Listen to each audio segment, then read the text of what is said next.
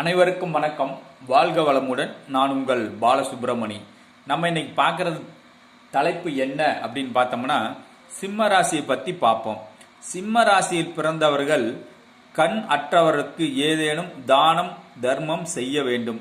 ஒருத்தருக்கு கண்ணு போயிடுச்சு, கண் இல்லாதவன் தடுமாறினானா காசாவும் கொடுக்கலாம், பொருளாகவும் கொடுக்கலாம்.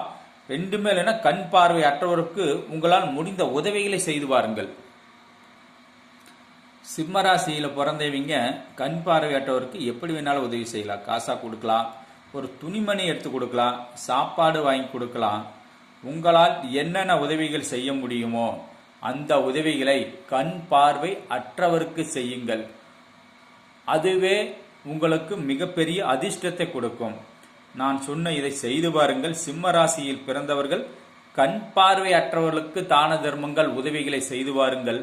உங்கள் வாழ்க்கை மகிழ்ச்சியாக செல்வ செழிப்போடு அதிர்ஷ்டத்தோடு எப்படி இருக்குது அப்படிங்கிறத உங்க நடைமுறையில் செக் பண்ணி பாருங்கள். வாழ்க வளமுடன். நன்றி, வணக்கம்.